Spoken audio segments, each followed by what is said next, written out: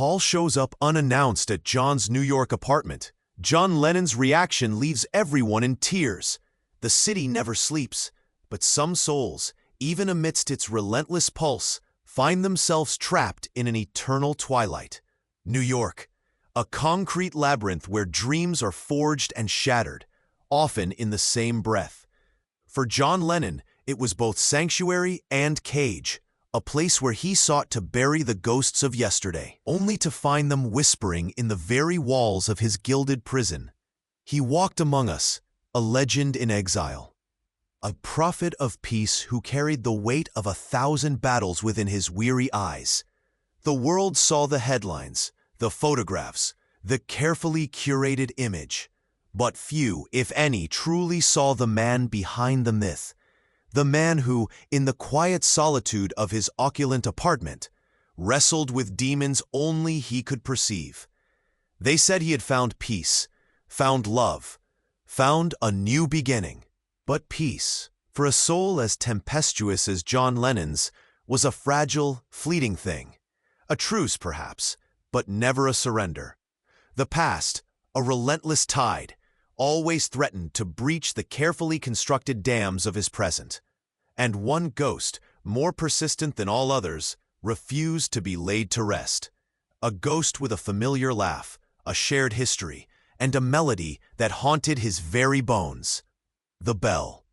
A simple sound. Yet in that moment, it was the tolling of a bell that heralded not a visitor, but an earthquake. A tremor from a past he thought he had mastered. A past that with a single, unexpected chime was about to reclaim him. The silence of the Dakota, once his refuge, now held its breath. For at that door stood a shadow from a life he had sworn to leave behind. And the world, unknowingly, was about to witness a reunion that would tear open old wounds and reveal a truth too raw for words. The Dakota, a fortress of old money and forgotten dreams, standing sentinel over Central Park West. Its gargoyles, carved from stone, seemed to watch the city with an ancient, knowing gaze. Within its thick walls, John Lennon had sought refuge, a sanctuary from the relentless glare of fame, from the echoes of a past that refused to fade. But even in this opulent isolation, the silence was often more deafening than any crowd. He moved through the grand rooms like a phantom, a man adrift in the aftermath of a storm. The vibrant chaos of his earlier years had given way to a quiet introspection, a profound, almost melancholic solitude. The world outside, a blur of yellow cabs and hurried footsteps, felt distant, unreal. His days were a tapestry woven with threads of creativity and contemplation, punctuated by the mundane rituals of a life lived largely indoors. He would sit at the piano, fingers hovering over the keys, sometimes coaxing out a new melody, sometimes merely tracing the ghosts of old ones. The notes, when they came, were often tinged with a bittersweet longing, a reflection of the unquiet heart that composed them. The apartment itself was a testament to a life of contradictions. Priceless art adorned the walls, yet a half-eaten apple might sit beside a rare manuscript. Books, piled high, spoke of an insatiable curiosity, a mind constantly seeking, questioning. But amidst the intellectual pursuits and artistic endeavors, there was an undeniable undercurrent of something raw, unfinished, a sense of a man perpetually searching for a peace that remained just beyond his grasp. He had built a new life, yes, but the foundations were still rooted in the shifting sands of what had been. Every corner of that apartment held a whisper, a faint echo of laughter, a phantom chord, the ghost of a voice that once harmonized with his own. He had tried to shed the skin of the beetle, to emerge as John the artist, the husband, the father. But the world, and perhaps a part of himself, refused to let go. The weight of that legacy, of the millions of eyes that had once adored him, now felt like a heavy cloak, stifling, even in the vastness of his private world. He carried the burden of a shared history, a brotherhood fractured by ambition, misunderstanding, and the relentless machinery of fame. He often gazed out at the city, the sprawling metropolis that had embraced him, yet could never truly understand the intricate landscape of his soul. He saw the park, a green expanse offering a fleeting illusion of nature's calm, but his mind was elsewhere. It drifted back to Liverpool, to Hamburg, to the roar of crowds and the electric charge of creation shared. He had sought to erase the past, to rewrite his own narrative, but some stories, once etched into the very fabric of existence, refused to be unwritten. And the most potent of these stories, the one that pulsed beneath the surface of his carefully constructed present, was the one that involved a certain mischievous grin, a quick WL. Paul. The name itself was a silent chord resonating through the chambers of his memory. A brother in arms, a rival in art, a friend whose absence was a constant, aching presence. Their story was not just one of music, but of a profound, almost cosmic connection, severed by the very forces that had elevated them. John had built walls, not just around his apartment, but around his heart, believing that distance could heal, that time could erase. But some wounds, deep and true, only fester in the dark, and the sudden, jarring ring of the doorbell a mere moment ago had not just broken the silence of the Dakota. It had shattered the fragile peace of John Lennon's carefully guarded world, signaling the arrival of the one person who held the key to unlocking the deepest, most guarded secrets of his soul.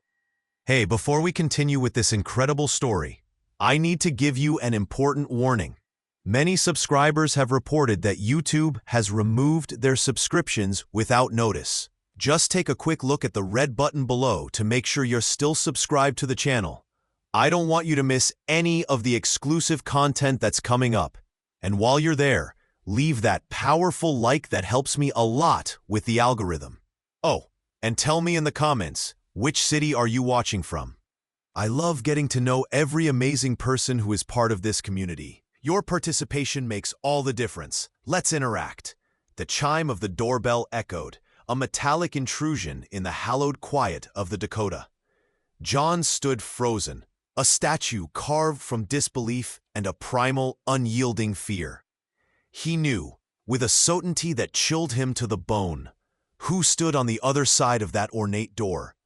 It was a premonition, a dark whisper from the universe, confirming the arrival of the one person he had both longed for and dreaded. He walked to the door, each step a deliberate act against the rising tide of his own history.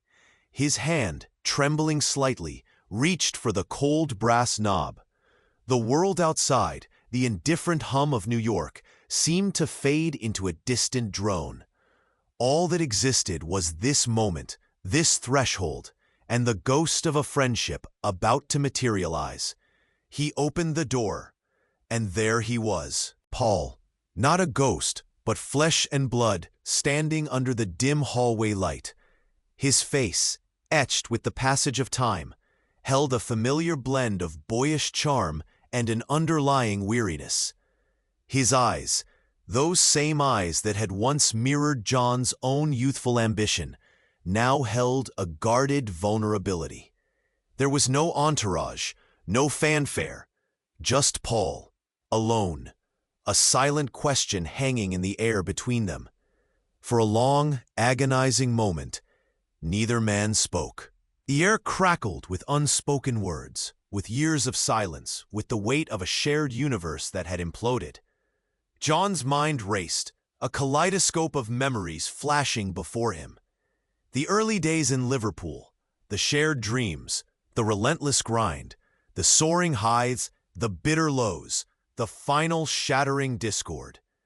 He saw the boy who had once been his other half, the architect of melodies, the counterpoint to his own raw energy.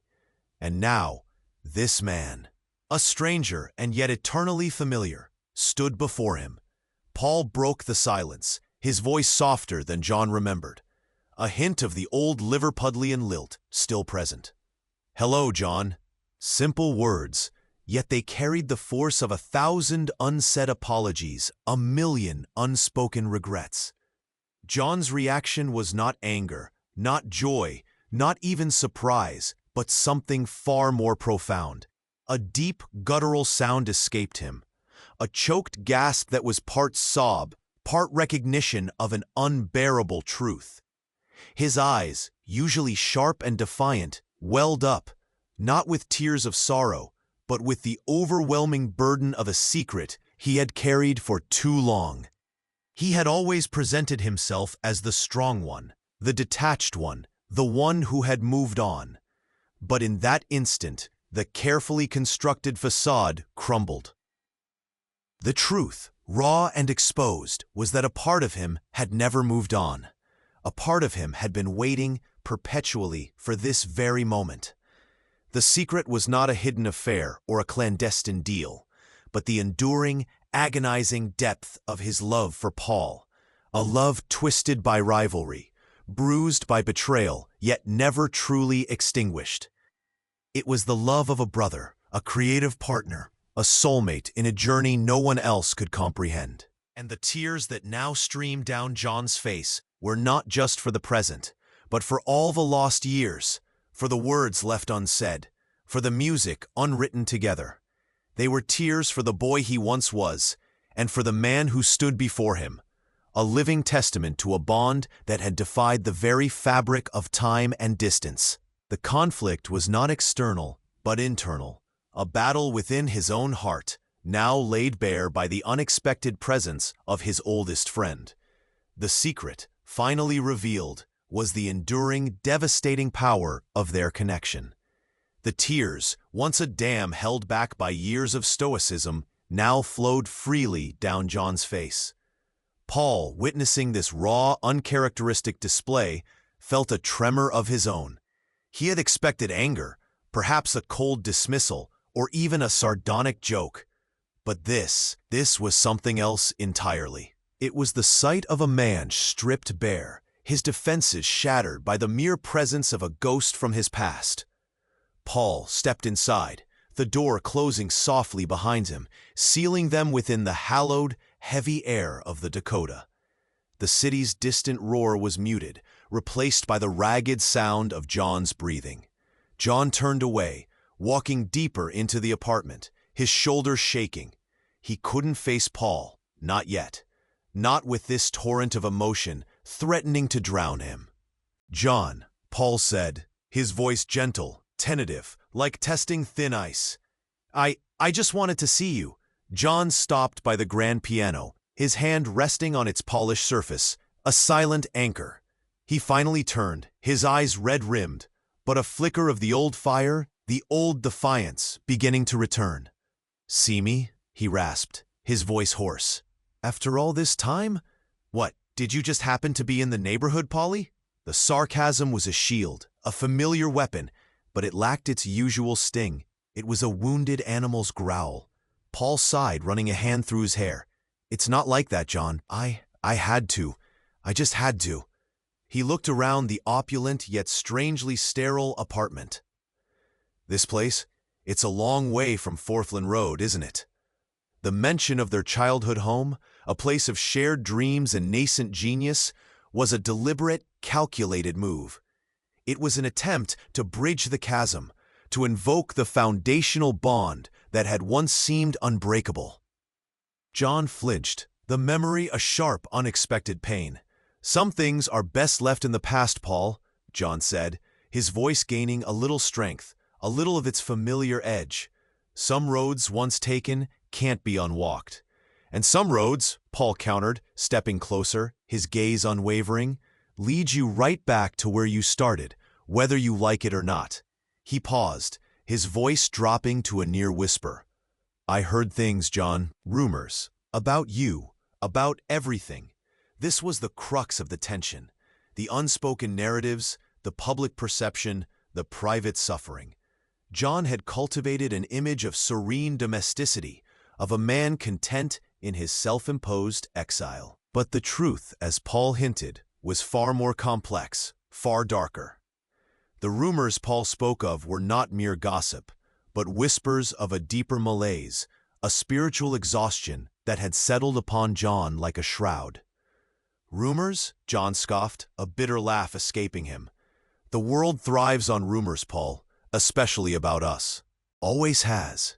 Not these, Paul insisted, his voice firm. These were different. They spoke of a man lost, John, a man haunted, and I couldn't just sit by and pretend I didn't hear them. Not when it's you. The accusation, veiled as concern, struck a nerve. John's eyes narrowed. And what exactly do you think you're going to do, McCartney? Ride in on your white horse and save me? We stopped being that band a long time ago. We stopped being those boys. Maybe, Paul said, his voice tinged with a sadness that cut through John's anger. But we never stopped being us. Not really, did we?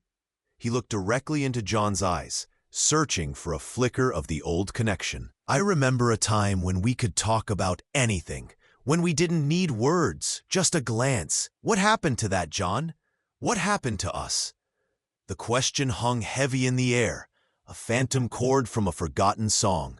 It was the central conflict, the wound that had never truly healed. The tension in the room was palpable, a silent battle between two titans of music, two brothers in spirit, now standing on opposite sides of a chasm of their own making. The weight of their shared history, of the millions of voices that had sung their songs, pressed down on them, demanding an answer. And in that moment, John knew with a chilling certainty that Paul's unannounced arrival was not just a visit, but an inquisition, an unraveling. The silence that followed Paul's question was heavier than any argument, more profound than any accusation. It stretched, taut and suffocating. John stared at Paul, his face a mask of conflicting emotions. Anger, pain, a flicker of something dangerously close to hope. The carefully constructed walls around his heart, built brick by brick over years of solitude, were now crumbling under the relentless gaze of his oldest friend. "What happened to us?" John finally repeated, his voice a low, dangerous growl. "You want to know what happened, Paul? We grew up. We grew apart. We became legends, and then we became strangers. That's what happened." He gestured wildly around the opulent apartment. "This is what happened. The world happened. And we, my friend, were too damn fragile to survive it." Paul shook his head, a profound sadness in his eyes. "No, John, that's not the whole truth. We let it happen. We chose to let it happen. Or at least, I did. And I've lived with that choice every single day." He took another step closer, his voice dropping to a confessional whisper. "I came here because I couldn't live with it anymore. Not with the silence, not with the distance. Not with the thought of you, alone in this gilded cage, carrying whatever burden you're carrying." The word burden struck John like a physical blow. He flinched, his eyes darting away, betraying a vulnerability he desperately tried to conceal. This was the darkest moment, the precipice where all pretenses would either hold or shatter. "What burden are you talking about, Paul?" John demanded, his voice laced with a forced bravado. "I'm fine. I'm content. I'm finally free." "Free?" Paul scoffed, a bitter laugh escaping him. "You call this freedom, John? Hiding away in this fortress, speaking to no one, creating in secret. The world misses you. I miss you. And I know, deep down, you miss it too. You miss us." The accusation hung in the air, undeniable. John's facade cracked further. He walked to the window, gazing out at the twinkling lights of Central Park, a million distant stars in a city that never truly slept. He saw his reflection in the glass, a haunted figure, a shadow of the man he once was. "You don't know anything, Paul," John said, his voice barely audible, thick with unshed tears. "You don't know the weight of it, the constant expectation, the endless comparisons, the way every note, every word, every breath was scrutinized, judged, picked apart. I needed to escape. I needed to disappear, to find a way to be just John. And did you find it?" Silence. End of chapter. Paul asked, his voice soft, compassionate, cutting through John's self-pity. Did you truly find peace in disappearing? Or did you just trade one cage for another? John spun around, his eyes blazing, but this time not with anger, but with a raw, agonizing truth. "What do you want from me, Paul?" he cried out, his voice cracking. "An apology? A confession? What will it take for you to leave me to my quiet damnation?" Paul met his gaze, his own eyes filled with a profound, unwavering sorrow. "I want the truth, John, the real truth. Not the headlines, not the rumors, not the carefully constructed narrative. I want to know what truly broke us, what truly broke you." And in that decisive moment, standing in the dim light of his New York apartment, surrounded by the echoes of a life both glorious and tragic, John Lennon finally broke. The dam burst. The secret, the true burden he carried, was not just the pain of their separation, but the crushing guilt. The guilt of his own role in their demise. The harsh words, the perceived betrayals, the inability to bridge the growing chasm. He had always presented himself as the victim, the one wronged. But the truth was far more complex, far more self-inflicted. He had pushed Paul away, not just out of anger, but out of a desperate, misguided need to assert his own identity, to prove he could stand alone, even if it meant tearing apart the very foundation of his being. He sank onto the piano bench, his head in his hands, the sound of his sobs filling the room.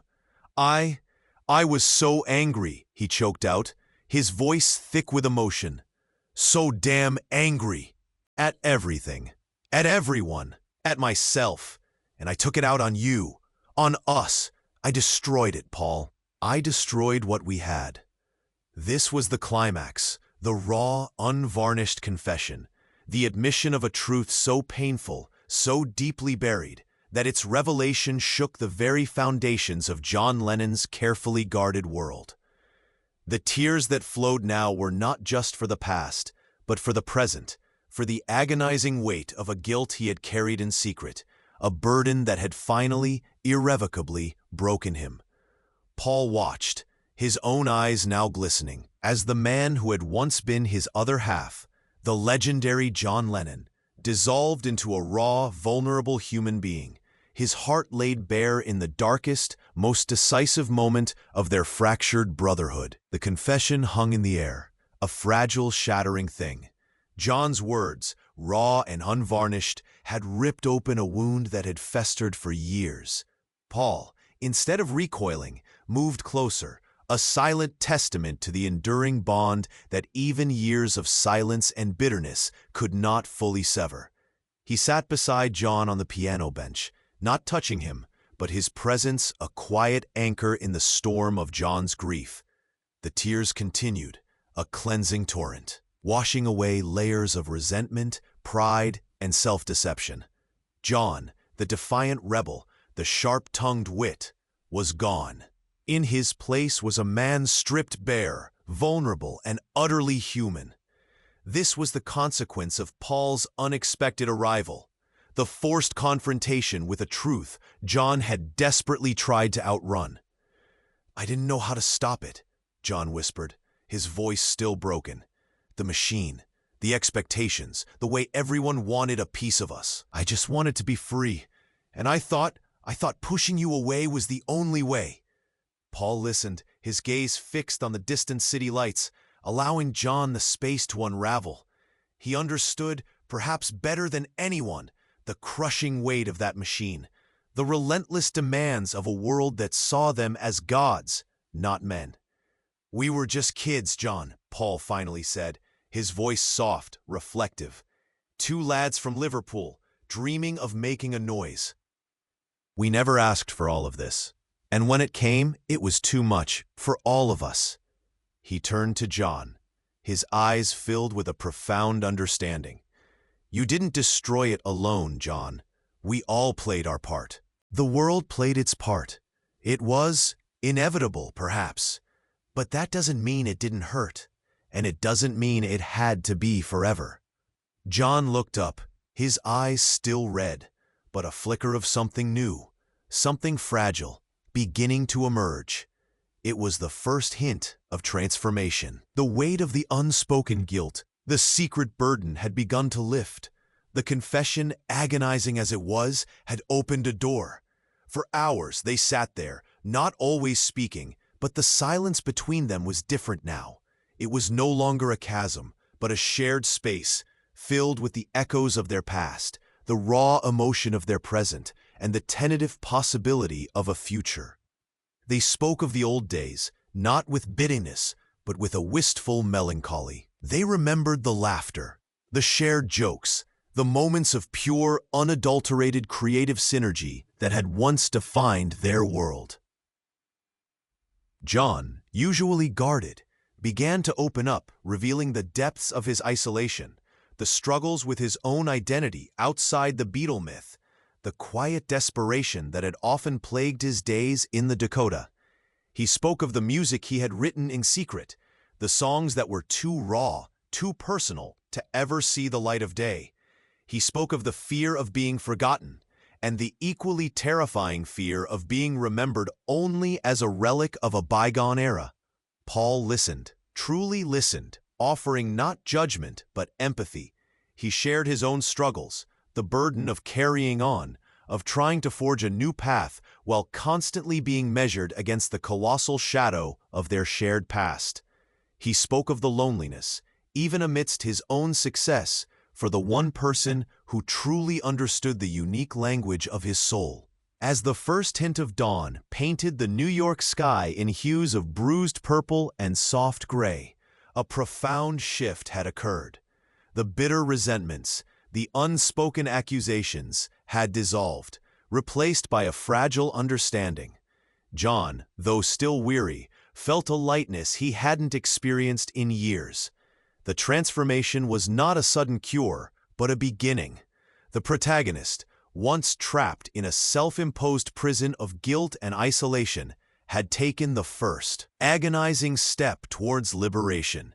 The consequences of Paul's arrival were not just tears, but a profound emotional catharsis, a shattering of old paradigms, and the faint, shimmering possibility of healing. The legend had, for a night, become a man again, capable of both immense pain and the fragile beauty of reconciliation. The sun, a pale, hesitant disk, finally pierced through the New York haze, casting long, ethereal shadows across the Dakota apartment. The air, once heavy with unspoken pain, now held a fragile, almost sacred quiet. John and Paul sat, not as legends, but as two men who had navigated the treacherous waters of their shared history and emerged, bruised but not broken. On the other side, the raw, agonizing confession had cleared the air, leaving behind a space for something new, something tentative, to grow. There were no grand pronouncements, no promises of a triumphant reunion, no immediate plans for future collaborations. Such things belonged to the world outside, the world that demanded headlines and spectacle. Here, in the quiet intimacy of John's living room, something far more profound had transpired. Paul finally stood, stretching his weary limbs. "I should go," he said, his voice gentle, devoid of the earlier tension. "The city's waking up, and I imagine you have things to do." John nodded, a small, almost imperceptible smile touching his lips. "Always things to do, Polly. Always." He stood too, and for a moment they simply looked at each other, two men who had once conquered the world, now finding solace in a shared, unspoken understanding. The years of bitterness, the public spats, the legal battles, they hadn't vanished, but they had been, for this night, transcended. As Paul walked towards the door, he paused, turning back to John. "You know," he said, a hint of the old mischievous glint in his eyes, "that melody you were humming earlier, the one on the piano, it's got something, a real spark." John's eyes widened slightly. He hadn't realized Paul had been listening, truly listening, to the fragments of his solitary creation. It was a small gesture, a quiet acknowledgement of the artist within, beyond the legend, beyond the pain. It was a lifeline thrown across the chasm. "Maybe," John murmured, a new lightness in his voice. "Maybe it does." Paul offered a small, knowing smile. "Don't let it gather dust, John. The world, it still needs your songs." With that, Paul opened the door and stepped out, disappearing into the waking hum of the city.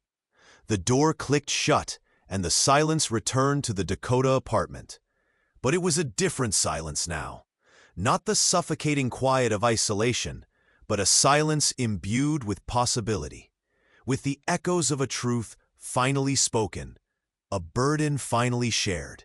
John stood for a long moment, gazing at the closed door. He then walked back to the piano, his fingers hovering over the keys. The photograph of him and Paul, young and laughing, still lay on the floor where it had fallen. He picked it up, his gaze lingering on the faces, then placed it carefully on the piano, right beside the scattered sheet music. He sat down, his fingers finding the keys, and a tentative, melancholic melody began to fill the room. It was the same melody Paul had heard, but now it carried a new depth, a new resonance. The tears were gone, replaced by a quiet resolve.